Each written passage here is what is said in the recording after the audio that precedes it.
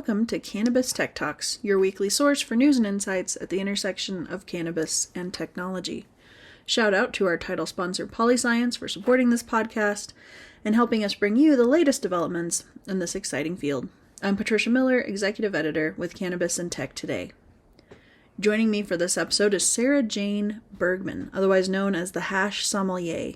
She is a social media influencer and entrepreneur who combines cannabis concentrates with food or beverages to create special experiences.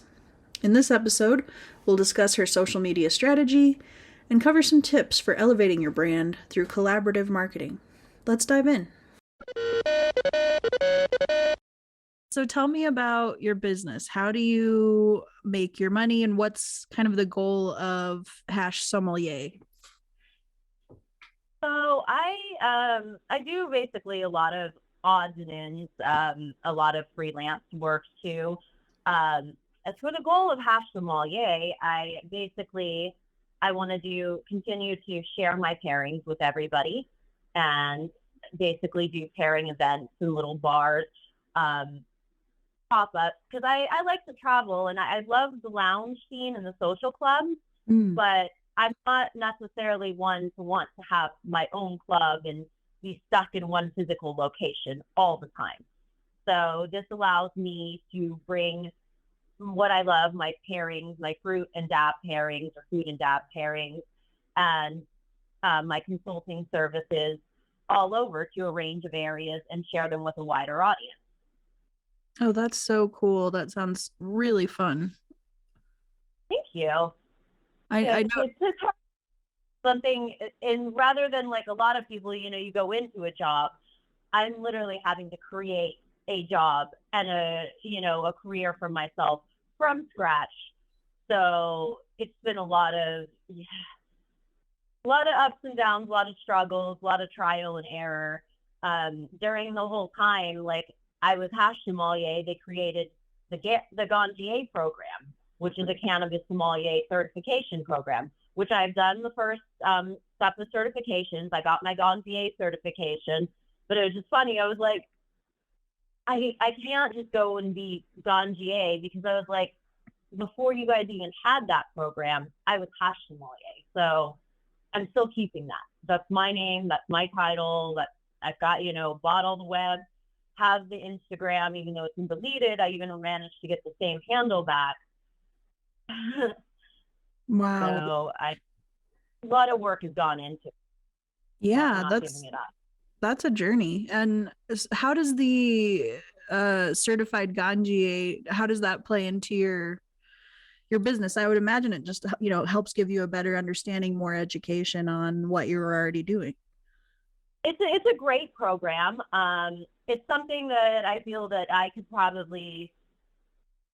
It's something that it gives you a little basis of like how the entire industry works.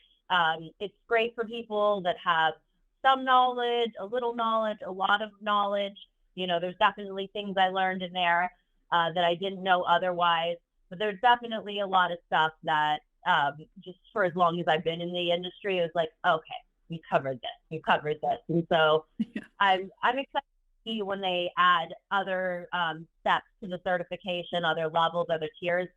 I would definitely be interested in that, because I'm more hash oriented personally, and I'm more modern hash oriented, whereas a lot of stuff that they teach and a lot of stuff that people tend to cling to just because of certain people that are involved in stuff tends to be some of the stuff that's more on the traditional end, which that's great and all. I definitely think we need the knowledge of that, but we're also looking at more innovation. So I feel like where the industry needs to be going is focusing on that innovation.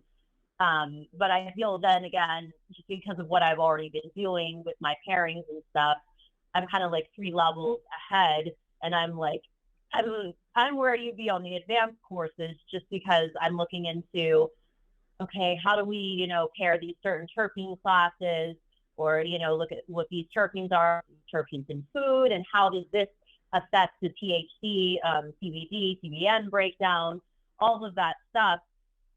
And they haven't even, we're not even there yet. The science, it's still my pet project, honestly. I spend way too much time reading scientific papers with not a whole lot of scientific knowledge, but I get through it just so that way I have like an understanding of what I'm looking at, because it's like, okay, I'm trying to understand how when I'm, pairing like a strawberry and OG, for example, what's happening, with adding the additional terpenes to give you a different effect and a different flavor. And so that's something that what I really love to do is get a lot of the labs involved and to help me kind of understand what I'm looking at. Well, it sounds like maybe you would have a career in teaching if you chose to pursue that direction. I think so. There's been a few offers. But it's one of those that it's like, it's something I definitely would love to teach. I just want more understanding before I feel comfortable teaching it, to be honest. It's like, how you're just that perfectionist, you're always in pursuit, and it's like, not quite there yet, but everybody's like, oh, no, you know so much. And I'm like, no, but I really know so little. Yeah, I can relate to that. In this journalism field, I'm constantly trying to write about things that I wish I understood better. So I totally get you there. Um, let's talk about your social media presence a little bit. So you mentioned earlier that your hash sommelier has been banned. Is it back now? Have you dealt with a lot of bans for that site? For Hash Sommelier, it's permanently shadow banned. It's been deleted before, and then somehow I kept trying to get it back, Then I was just like, fuck it, let me try and create a new with that handle, and that handle was available. So I'm like, okay, it's at least giving me my handle back, but that means they've permanently deleted all of this post, all of this content. Wow. But partner company on Facebook, on the page, all of that still lives, all live, all of those posts. So yeah, that double standard. On my other, my main account that I had before I did Hash Sommelier, the one that I've had for, it's been a decade now. Time flies. The Sarah Jane 421. That one has probably been deleted, or not deleted, but basically, yeah, I guess deleted, but I've gotten it back every time, yeah, for probably about 15 to 20 times now. Wow. I think last year alone had about 5 to 10 times. It was that last year they came down really hard. I got away fine. 2015 was the first time I dealt with it. I dealt with it before most people were deleted. And very first time I got it, I wrote to them. I wrote a letter, explaining like how they were wrong and blah, blah, blah. Heard nothing back. Then like a month later, I said, fuck it. I wrote another email, just very straight and to the point. My account was, I believe my account was flagged in error, and just very business. Got my shit back within 24 hours. Nice. Like saying this has been an error and got it restored. So I was one of the first to realize once it's deleted, you can get it back. Okay. That's a big deal. I dealt with it several times throughout the years, and it didn't really get bad. Like I had a great web presence. I would come up in the searches. I'd be on the popular page. And then through like 2018, and then about 2019, we started dealing with more shadow bans. And at that point, it became really hard. And then I'd say about 2020, they just, like into the pandemic, they went crazy with starting to delete. 2020 into 2021. 2021 was the year I got deleted like 10 times. Wow. And I mean, I get it back every single time. I'm still rocking the same account, but its visibility is down to nothing. Yeah. So you have to be creative in how you market yourself. And, I realized Posts don't get any interaction anymore. Even reels don't get a whole lot of interaction. Stories, if you post them right when you get the blue plus on it, you'll get the most interaction. That's what I kind of stick with these days, with more stories than anything. But as far as gaining followers and gaining visibility, and I'm sure it's something people notice, but they don't really, people wonder, why do all the big accounts interact with one another? They all comment on each other's posts. That is why. It's because that's where I get most of my new followers, most of, my new people, is interacting with other major accounts that have, 100 plus followers, 100,000 plus followers, or even, 50,000 plus followers, just writing in their comments, commenting on something. I get more interaction and more followers from that than I do anything that I did traditionally. Interesting. So that's giving you visibility on those not banned channels, so that your shadow banned. But we're at this point, we're sharing followers. We're sharing, because people on the big accounts, human nature, I believe, is like a lot of people, they go down and they read all the comments. And so when people are reading the comments, they see something they like, something that interests them, they go to that account. Okay. They go look at that doing, they follow that person. Interesting. Yeah, I've been seeing that, but it's good to hear you that you're really following and making sure that you can see the process and what's happening, because I think especially for people who maybe social media isn't like their passion, they're not jazzed about it, they're just doing it as part of like their business development. I think that kind of information can really be valuable as to like, what am I doing wrong? Well, you've got to interact, you've got to be on the platform. Absolutely. Because just posting, and it's honestly, it's the same as anything. Nobody wants to see your fucking advertisement. Plain blank. He gives a shit about what you're selling. They don't give a shit about what your friend's company is selling. That's like that's a fucking commercial. What do we do for commercials? We skip commercials. But what do people like nowadays? They like interaction. They like drama. They want to be entertained. Most of all, people come to social media to be entertained. And that's something I struggle with too, because I go and I make these passionate posts about what I'm doing, and at the end of the day, I can repost something of somebody doing some sort of funky walk that I think is absolutely retarded. And that gets more interaction than this heartfelt post with information that, I truly care about. But that's the nature of the beast. And that's the sad reality, is that, people are here for entertainment. So they wanted things to be kept short, simple, entertaining, to the point, and lighthearted. That's really well said, I think. And I know you'll showcase, other brands on your platform, but you're doing it in a way that I don't think comes off as a commercial, and it still manages to, stimulate engagement and get people looking at those brands. Do you have a strategy for how you choose which companies to showcase? I'm glad you asked that. Absolutely. I have become very picky. I probably turn down about, I'd say, a good 90% of paid influencer offers, maybe even higher than that I get. And the reason being is just for what I said. I don't want my page to be a commercial. I don't want to become one of these cheesy, gimmicky influencers. I want people to genuinely care and, take what I'm saying to heart. I want my endorsement of a brand to be genuine. I don't want to just do it for the money. I mean, I've gotten hit up by companies that I love, and they're just asking me to promote the wrong product, and I've had to do a hard pass, because it's like, no, that's something that is going to devalue my brand.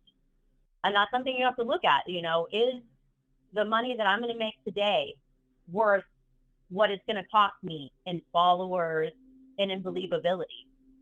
And I used to go for, okay, well, they're paying me. I'm going to go ahead and do this. And after about, the 10th CBD gummy or whatever, you're just like, people hate this shit. Yeah, that is fair.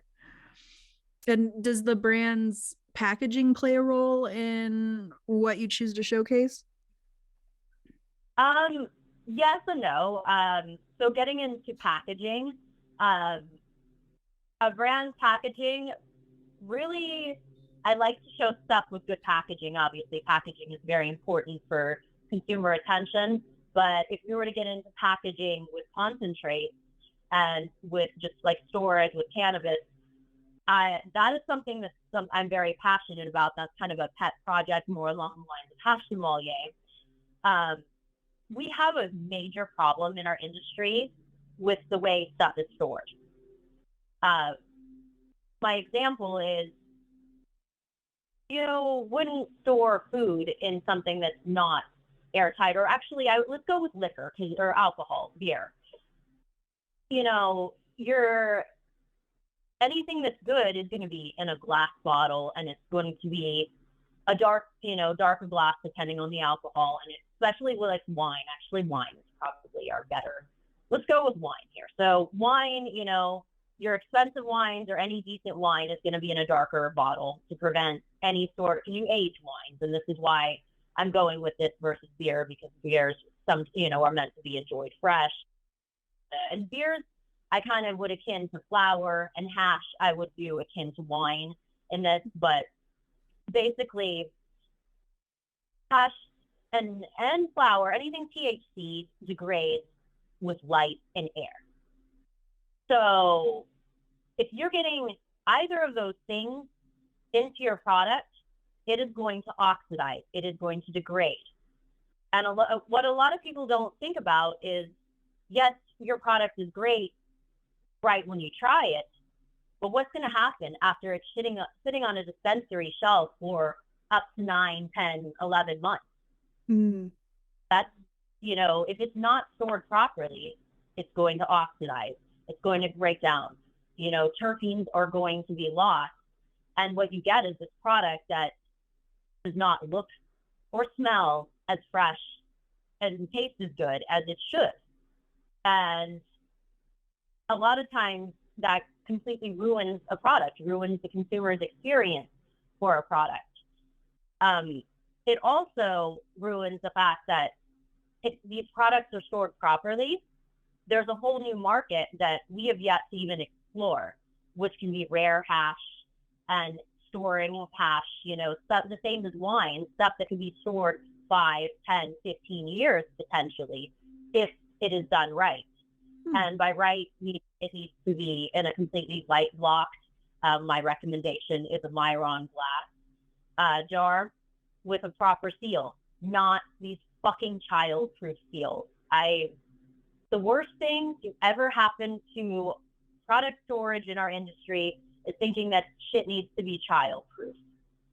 Like, if we did the same thing with alcohol or anything else that we did with cannabis, can you imagine, or just medicine, for example, can you imagine somebody with arthritis trying to open these child-proof, packaging, which a lot of it is. And I feel for the actual legitimate patients out there that are sitting here trying to open this impossible to open jar, and their hands are so crippled. I mean, does nobody think of that? Yeah. Or, if you were to try and open or have like a wine bottle that wasn't properly sealed, do you know how disgusting that would be if you had sat on the shelf for 6 months, 9 months, and it was something supposed to be aged, but it all of a sudden, air has gotten into it. It's just fermented. It's just rancid at this point. People don't think about that, but that is what they're doing to their products when you put on a child safety lid, when you're storing it in glass that is, that light can get through. And a lot of times, the money is the factor. People look at, well, these are $3 jars versus these are, 10 to 50 cents. And I definitely see that. So the thing that I like to, differentiate is if you've got a high end product, something that, flower that you're selling, above like $50, $60 an eighth, you probably should be opting for a Myron jar. If you're selling below that, you can get away, with just a glass steel jar.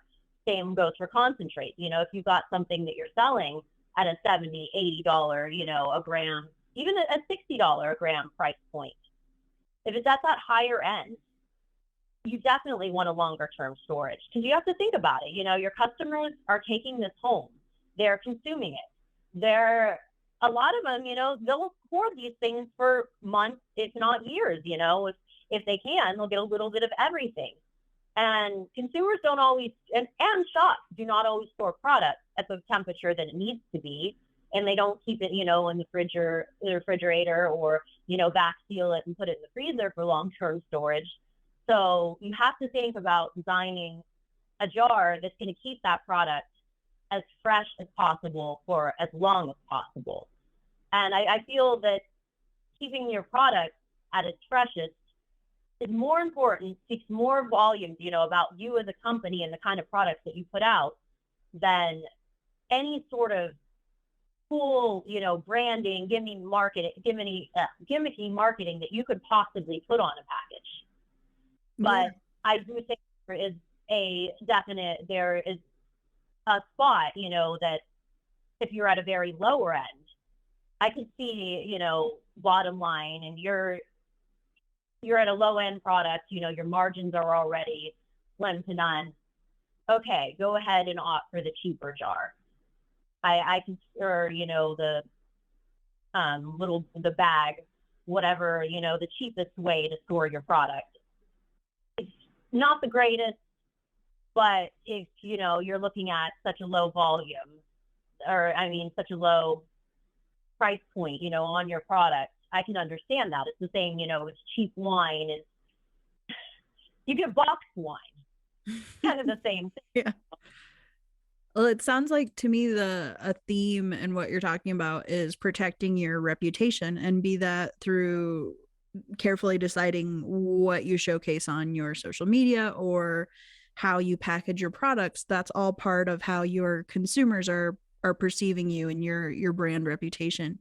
And it sounds like that could be one of the most crucial aspects of marketing, from your perspective, is how are you managing what viewers see and how they perceive your company. Absolutely. Couldn't have summed it up better. It's so important, because everybody, that is you. You are your product. You are your brand. You don't want people to think of you as cheap, or as something, that goes bad, something that little care or concern was put into. You want people to know when they get your brand, when they get your product, it is consistent every single time. It's something that they're going to enjoy. It's something they can be entertained by. It's something that makes them feel good at the end of the day. I like that a lot. And so you utilize Instagram, it seems like, as your main platform. Are your other channels, Facebook or YouTube, are you utilizing those, or are they as important to building your brand as Instagram has been? I'm more Instagram. I'm going to be transitioning more to YouTube. It's trying to look for platforms that are cannabis friendly. Yeah. And YouTube has been a little bit more cannabis friendly. They went on their little rampage a few years back, but they're opening up more to things. Another one that surprisingly is the most cannabis friendly of all the social media platforms, LinkedIn. Yeah, I've noticed that too.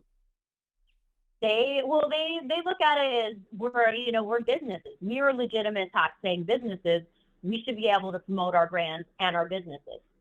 And from that, LinkedIn has actually been the most supportive, and I'm trying to do more on that platform. But that is honestly, it's more networking, business to business on LinkedIn.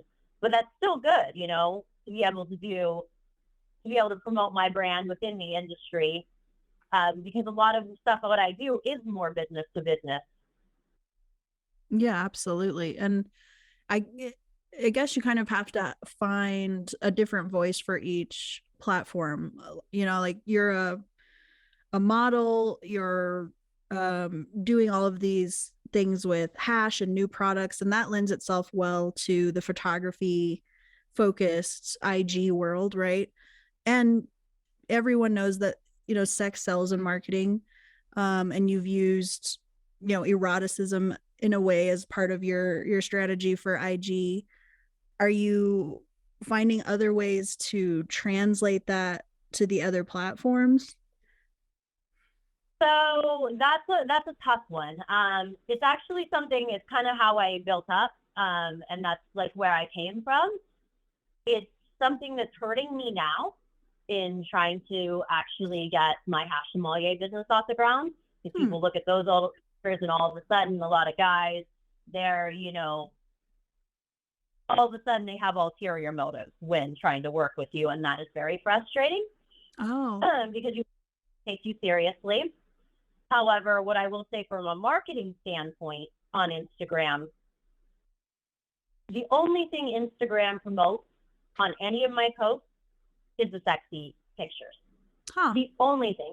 I believe it's the only reason that I've been able to get my account back every single time, to be honest. I feel that there is some tech bro that works in Meta somewhere that's like, I love these beat dots. We cannot have this go away. So I feel like that. And I've noticed a lot of cannabis businesses lately. There's been a couple of pages that they kept getting everything flagged, everything taken down, shadow banned. So what they started doing was actually just posting pics of chicks in bikinis. And that got engagement and that got promoted. And so sex sells on Instagram, and it's sex is more okay than cannabis for whatever reason. But if you're a woman also trying to be taken seriously in that space, what can help you can also hurt you. Interesting. I appreciate your candidness on that. It's not something that I had thought about being a hindrance as well.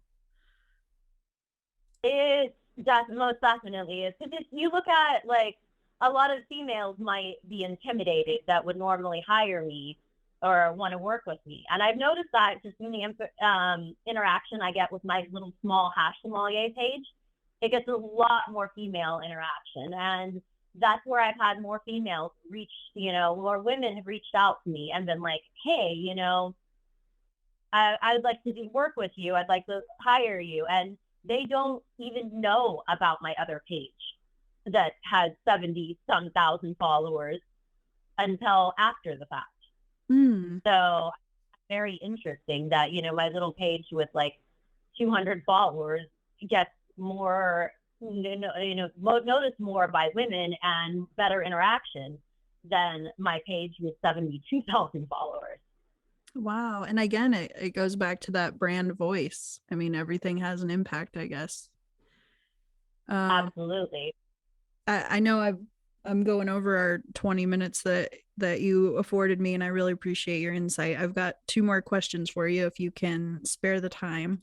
So I know you said as the hash sommelier, you do cannabis events. Do those kind of play into your marketing strategy as well, cannabis events? Absolutely. Because it's marketing for all of us. Whenever there's an event, we can promote it I promote it on my page. They promote me on their page. And that's what I actually get most of my new followers, my new likes, most of my content from is because that interaction, people interact with the event. People post their pictures from the event. You're able to repost those pictures, which in turn, those people follow you and engage with you. That's just great network. Yeah, exactly. That makes a lot of sense. That's where we make a lot of our connections in the industry, is at events. Absolutely. And because what I do is so interactive, it's very event based. I mean, I can talk to you about pairings all day till I'm blue in the face, but there is nothing like giving somebody a pairing and seeing their face, like their eyes literally light up when they taste that flavor combination of whatever food I've given them with whatever terpene combo, strawberries and OG, golden raspberries and Skittles. And you just see it in their eye. There's nothing that can fake that. And that's when I know I've done my job right. That's awesome. What's next for the Hash Sommelier? What's on the horizon for you? Well, I'm going to continue to do more events. I'm going to do more pairing dinners with my partner, Cool Curated. We do like a high-end hash pairing dinner. I am working with a couple of different companies and brands to bring events and dinners to their place. There's going to be some travel events. And there's that, a lot of travel. And going to be, I'm going to also work with brands with pairing, and I'm working towards doing a pairing coffee table book ultimately. Oh, cool. That'll be awesome. I hope you'll follow up with me when you get that worked out. I think that would be really cool to see. Well, thank you. Yeah, I definitely will. And if any brands want to hit me up too, it would just if they have good hash that they want to have paired with something, I'm always open to do that. And so, yeah. If you'd like to learn more about emerging cannabis technologies, be sure to like this podcast and subscribe to Cannabis Tech Talks. You can pick up the most recent issue of Cannabis and Tech Today on Barnes & Noble newsstands across the country, or grab a copy for free on cannatechtoday.com. This podcast is produced in part by Pretty Easy Podcasts. Visit prettyeasypodcasts.com if you're looking for professional production quality at an affordable rate. Until next time, stay elevated.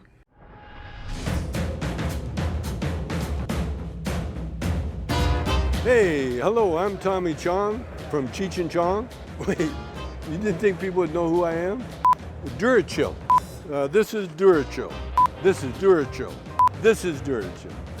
No, hey, I don't talk like that. You want me to sell this? Buy it. Try Durachill or else. If you want something really nice in your laboratory, buy Durachill. You can't go wrong.